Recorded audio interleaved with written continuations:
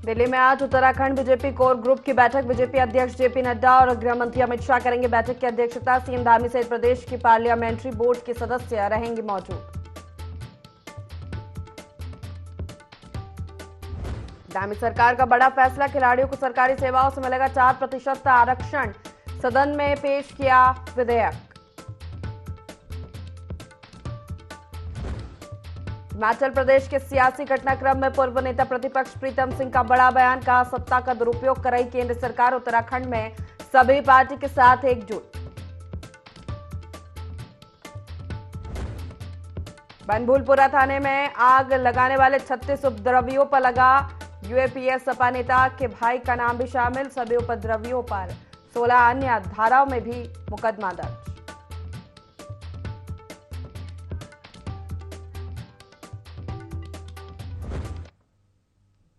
नमस्कार, बहुत स्वागत है आपका। देवभूमि लाइव देख रहे हैं आप। मैं हूं आपके साथ प्रशिता शर्मा। बुलेटिन की शुरुआत करते हैं लक्सर में आगामी मार्च महीने को देखते हुए ऊर्जा निगम में वसूली की रणनीति तैयार करना शुरू कर दिया है। ऊर्जा निगम के ईई ने लक्सर के सभी तीनों सब डिवीजन केई और जेई को वसूली के निर्देश दिए। आगामी 15 मार्च से पहले बड़े बकाया वाले लोगों से बिलों की वसूली करने या कनेक्शन काटकर आरसी की कार्रवाई शुरू करने के आदेश दिए हैं।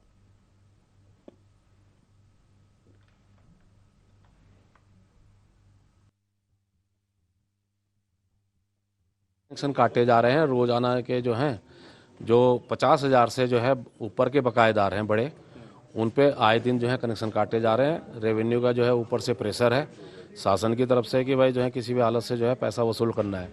यूपीसीएल ने 400 करोड़ रुपए के लगभग का जो है ब्याज पे पैसा उठाया एक मंथ के लिए, इसीलिए कि जो है भाई पैसा जो है सप्लाई हमारी मेंटेन बनी रहे। ढोल से सभी को सूचित करा जा रहा है, करवाया जा रहा है। ये गाँव में कैंप लगाए जा रहे हैं, शहर में कैंप लगाए जा रहे हैं और बाहर से भी टीम के द्वारा चेकिंग करवाई जा रही है। उसके साथ में कनेक्शन काटे हुए जो पकड़े जाते हैं उनके खिलाफ जो है एफआईआर भी की जा रही है। बनभूलपुरा हिंसा का मास्टरमाइंड कहे जा रहे अब्दुल मलिक को पुलिस ने सलाखों के पीछे पहुंचा दिया। मलिक के साथ ही बनभूलपुरा थाना और वहां खड़े वाहनों को फूंकने वाले कुल 36 लोग जेल भेजे जा चुके थे। मलिक पर तो पुलिस ने पहले ही यूएपीए लगा दिया था और अब सभी 36 लोगों पर यूएपीए लगा दी गई है। इन सभी पर हत्या की कोशिश करने सहित तमाम गंभीर धाराओं में मुकदमा दर्ज है। जिन पर ये धाराएं लगाई गई हैं उनमें समाजवादी पार्टी के प्रदेश प्रभारी अब्दुल मतीन सिद्दीकी के भाई जावेद सिद्दीकी समेत कई पार्षद और प्रभावशाली लोगों के नाम है। बता दें कि 8 फरवरी को मलिक का बगीचा में ध्वस्तीकरण की कार्रवाई करने गई प्रशासन, पुलिस और नगर निगम की टीम पर पथराव हुआ था। भारी भीड़ ने जमकर हिंसा की और सरकारी और निजी वाहनों को आग के हवाले कर दिया गया।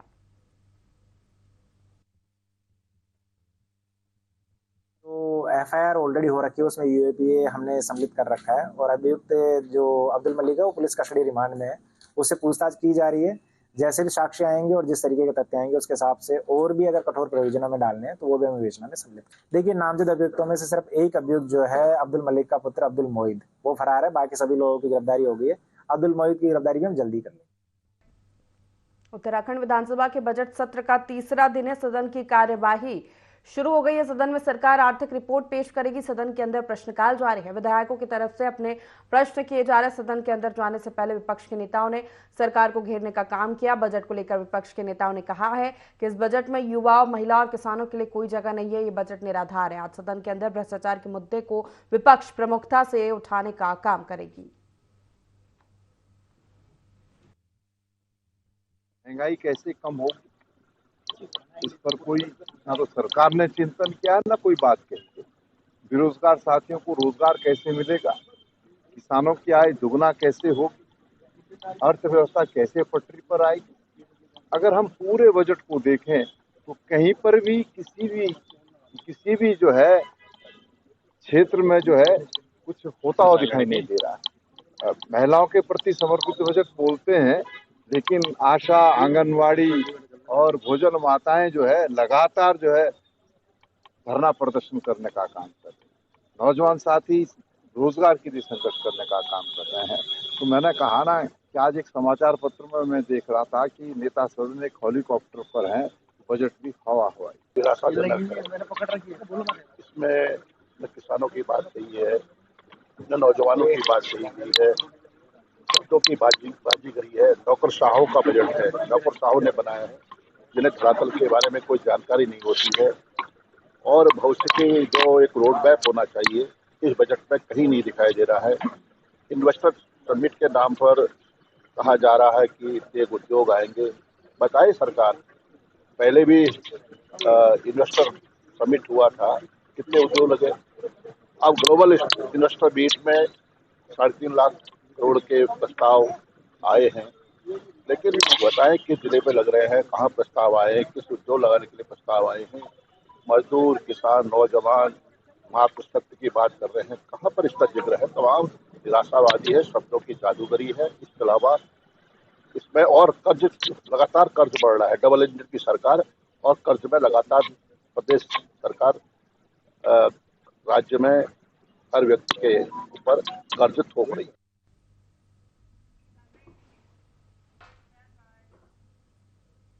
हरिद्वार में इन दिनों जंगली जानवरों का आना रिहायशी इलाकों में लगातार जारी है। ताजा मामला हरिद्वार के जगदीशपुर क्षेत्र का है, जहां पर सुबह एक जंगली हाथियों का झुंड जंगल से निकलकर कॉलोनी की ओर आ गया, जिसके बाद किसी स्थानीय निवासी द्वारा इसका वीडियो बना लिया जो सोशल मीडिया पर वायरल हो रहा है। इससे पहले भी इस तरह की घटनाएं शहरी क्षेत्रों में होती रही है। वन विभाग इस दिशा में अभी तक गंभीर नजर नहीं रख रहा है।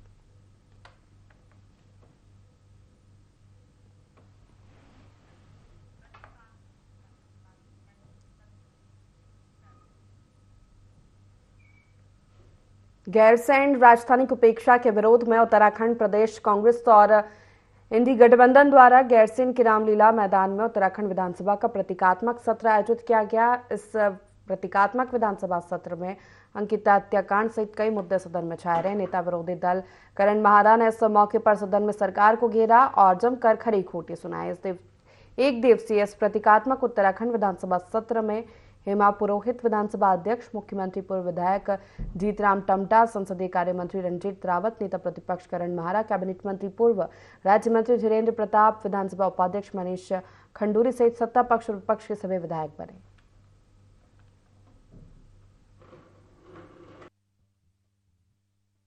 आज हमने शहीदों को श्रद्धांजलि दी है। जो उत्तराखंड राज्य के आंदोलनकारी थे उनकी भावनाओं को हमने उकेरने का काम किया। सरकार लगातार गैरसैंण का, भराड़ीसैंण का अपमान कर रही है। केवल चुनावों को जीतने के लिए इन्होंने इसको राजधानी, ग्रीष्मकालीन राजधानी घोषित किया। पिछले वर्ष चारधाम यात्रा के बहाने से यहाँ सदन नहीं चला, इस बार विधायकों का बहाना कर रहे। क्यों नहीं लिस्ट जारी करते? हमने कहा था 40 विधायकों की लिस्ट जारी करिए जिन्होंने दस्तखत किए। क्यों सरकार बच रही है? और जब सरकार कहती है कि विधायकों के कहने में उन्होंने सत्र नहीं बुलाया, तो नेता प्रतिपक्ष ने तो इस्तीफा दिया कार्य मंत्रणा से। आदरणीय प्रीतम सिंह जी ने इस्तीफा दिया कार्य मंत्रणा से, आपने उनको बुलाया तक नहीं। ये पहली बार हो रहा उत्तराखंड के इतिहास में कि नेता विपक्ष और नेता जो सीनियर नेता हैं दूसरी पार्टियों के, उनके बिना कार्य मंत्रणा की बैठक हुई और सदन को चलाने का काम कर रहे हैं। ये तय किया था कि विधानसभा का एक सत्र कम से कम गैरसैंण में होगा और एक हास्यास्पद बहाना बनाकर के ठंड हो रही है, सरकार ने गैरसैंण आने से इनकार कर दिया। विधानसभा का सत्र देहरादून में होगा। जनता यहाँ स्थायी तौर पर रहती है, लोग यहाँ स्थायी तौर पर 12 महीने रहते हैं। अगर लोग यहाँ रह सकते हैं तो उस देश की सत्ता को यहाँ आने के लिए इस तरह के बहाने नहीं करने चाहिए। उसके खिलाफ एक तरह से प्रतीकात्मक ये विरोध। विधानसभा का ग्रीष्मकालीन सत्र या बजट सत्र या शीतकालीन सत्र यहाँ पर चलेगा, तो भाई क्या कारण था कि भाई इस जो उत्तराखंड की आवाज़ है, गैरसैंण यहाँ का दिल है, उस दिल में जो है इनको विधानसभा सत्र करने में क्या दिक्कत आ रही थी। कांग्रेस ने एक अच्छी पहल के साथ जो प्रतीकात्मक विधानसभा का सत्र चलाया, हम उसको माननीय प्रदेश अध्यक्ष का बहुत बहुत धन्यवाद करते हैं। रामनगर में स्थित फोटो इको टूरिस्ट जोन ने बहुत कम समय में अपनी पहचान बनाई है। उसकी तर्ज पर अब तराई पश्चिम डिवीजन रामनगर में एक नया इको टूरिस्ट जोन हाथी डगर के नाम से खोलने की कवायद में वन विभाग जुटा हुआ है।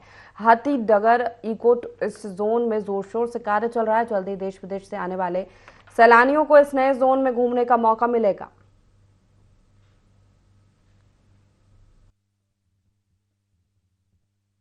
जोन खोलने की तैयारी है और उसमें अभी कुछ काम रह गया है, तो उस काम को करा रहे हैं। जैसे ही वो काम कंप्लीट होगा उसके बाद तत्काल शुरू कर दिया जाएगा। जोन खोले जाने से टाइगर बाहर को आ रहे हैं या जानवर बाहर को आ रहे हैं। ये कहने की बात है कि हाँ जानवर बाहर आ रहे हैं, इस पे मतलब, लेकिन इस पर कोई अभी तक कोई स्टडी नहीं हुई है। कि हमारा तो मानना यह है कि क्योंकि उनकी पॉपुलेशन ज़्यादा है, संख्या बढ़ रही है और इसलिए उनके पास जो जगह है उसके हिसाब से वो अपने आप को स्प्रेड कर रहे हैं। और हमेशा से ये होता है, बफर में ज़्यादा टाइगर होते हैं, अंदर कोर की अपेक्षा कोर में ज़्यादा जगह है उनके लिए, लेकिन वो आते बफर में ही हैं। तो ये हमेशा से ही होता आया है, इसमें कोई ऐसा ये नहीं है कि टूरिज्म जोन खुलने की वजह से ऐसा पाया गया। बड़वानी पहुंची महिला आयोग के अध्यक्ष कुसुम कंडवाल ने बनभूलपुरा हिंसा में घायल महिला पुलिसकर्मी और अन्य कर्मचारियों से मुलाकात की। इस दौरान उन्होंने हिंसा के दौरान महिला पुलिसकर्मियों के साथ हुई बर्बरता के बारे में पूरी जानकारी ली। वहीं महिला आयोग के अध्यक्ष कुसुम कंडवाल ने कहा कि सुनियोजित रूप से महिला पुलिसकर्मियों और नगर निगम कर्मचारी अधिकारियों को टारगेट बनाकर हमला कर हिंसा फैलाना और आगजनी करने वालों को किसी भी कीमत पर बख्शा नहीं जाना चाहिए। आयोग सारी जानकारी और साक्ष्य जुटाकर मुख्यमंत्री के समक्ष रखेगा। जिन महिलाओं ने पत्थरबाजी की है उनको भी चिन्हित किया जाना चाहिए।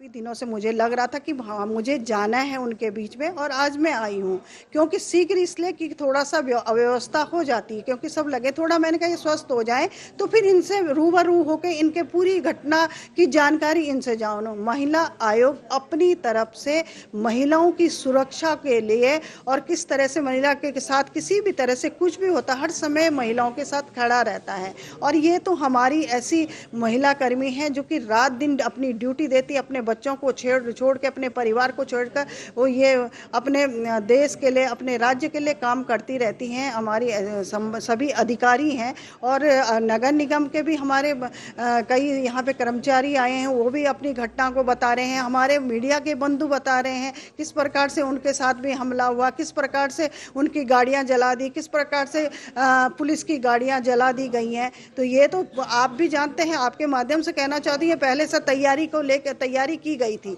और ये इसमें से कोई भी अपराधी छूटना नहीं चाहिए। चिन्हित कीजिए, पहले तो जो अरेस्ट हुए हैं जितने लोग हैं उनके परिवारों को पहले तो आप घेरे में ले लीजिए, क्योंकि इन लोगों ने पहले से तैयारी, पूरे बच्चों का भी माइंड वॉश किया है, महिलाओं का भी माइंड वॉश किया है, तो कहीं ना कहीं चिन्हित होंगे। शासन प्रशासन अपना काम कर रहा है। मेरी अभी बात हो रही है डीएम साहब से, हो रही है एसएसपी साहब से भी हो रही है, सभी से बात हो रही है कि ये लोग कोई छूटने नहीं चाहिए। सरकार पूरी तरह आपके साथ खड़ी है।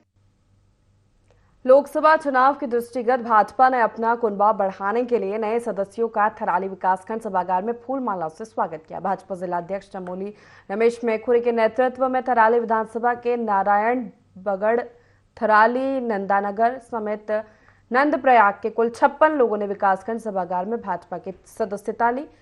भाजपा जिलाध्यक्ष रमेश ने कार्यकर्ताओं से केंद्र की योजनाओं की जानकारी जन जन तक पहुंचाने का आह्वान किया और आगामी लोकसभा चुनाव में पार्टी को बूथ पर मजबूत करने की बात कही।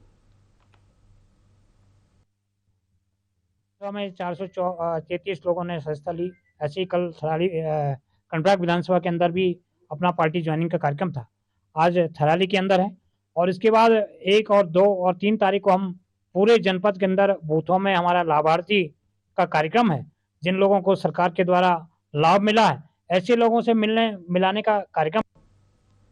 भाजपा की प्रदेश चुनाव प्रबंध समिति की बैठक समाप्त हुई। बैठक में आगामी पार्टी कार्यक्रमों पर चर्चा की गई। इसके साथ ही पूर्व में हुए कार्यक्रमों का ब्यौरा लिया गया। वहीं प्रदेश चुनाव प्रबंधन समिति का गठन किया गया, जिसमें महेंद्र भट्ट को प्रबंधन का अध्यक्ष बनाया गया। बैठक के बाद प्रदेश प्रभारी दुष्यंत गौतम ने बताया कि प्रबंधन के अंतर्गत 38 विभाग बनाए गए जो लोकसभा के प्रचार प्रसार में तेजी से काम करेंगे।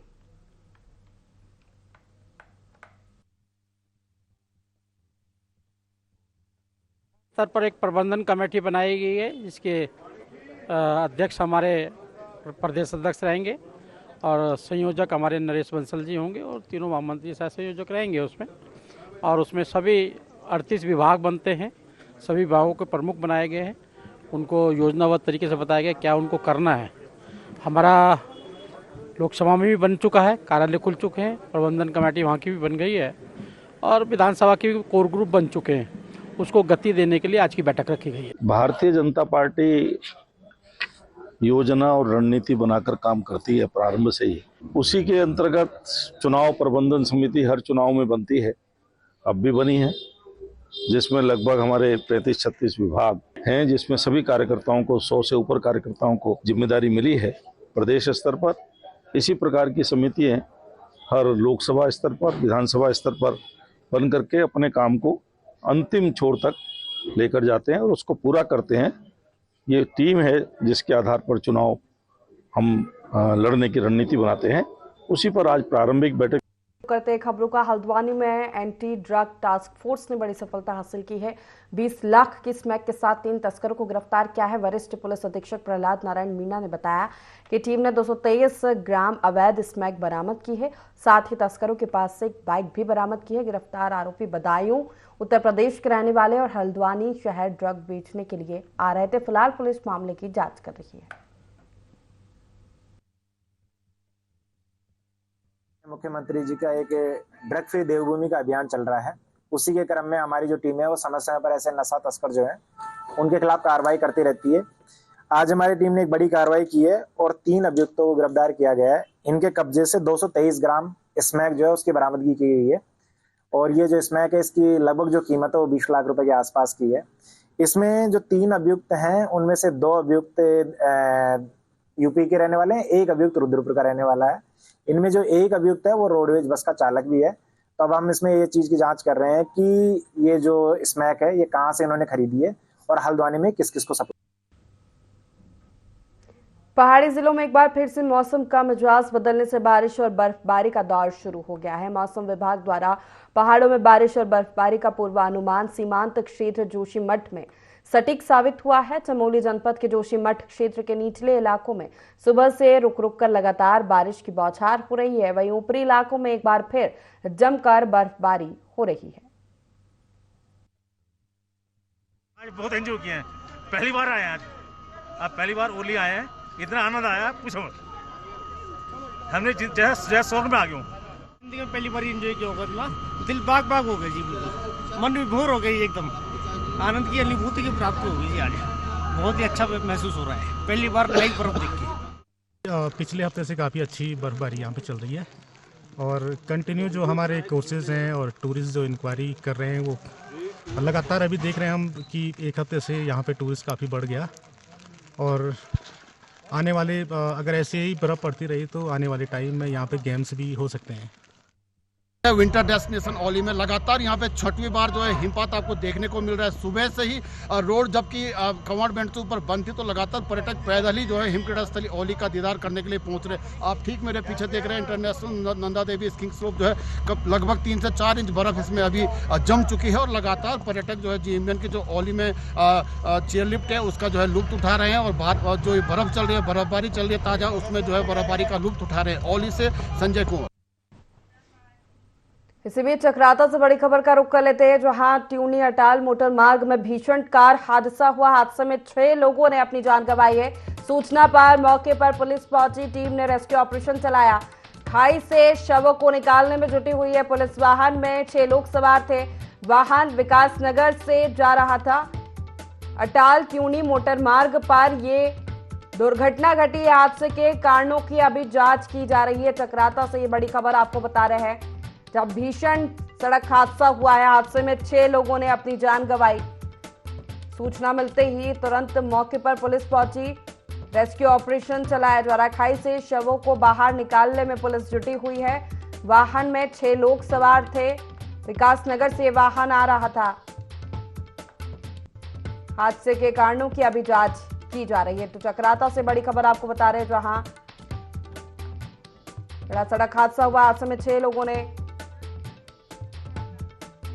ज्यादा जानकारी देंगे हमारे साथ स्टेट हेड अजय डोंडियाल जुड़ गया। अजय जी, चक्राता में एक भीषण सड़क हादसा हुआ है। कार सवार 6 लोगों ने अपनी जान गंवा दी है, क्या जानकारी?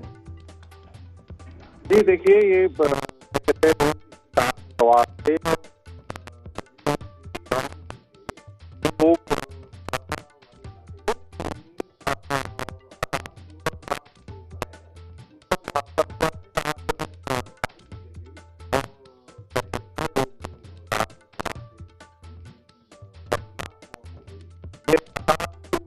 मार्ग मैं दोबारा कहना चाहूंगा।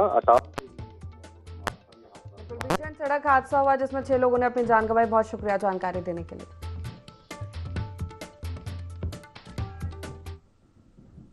इसी के साथ देवभूमि लाइव में फिलहाल इतना ही। लगातार खबरों के लिए देखते रहिए IND24। नमस्कार।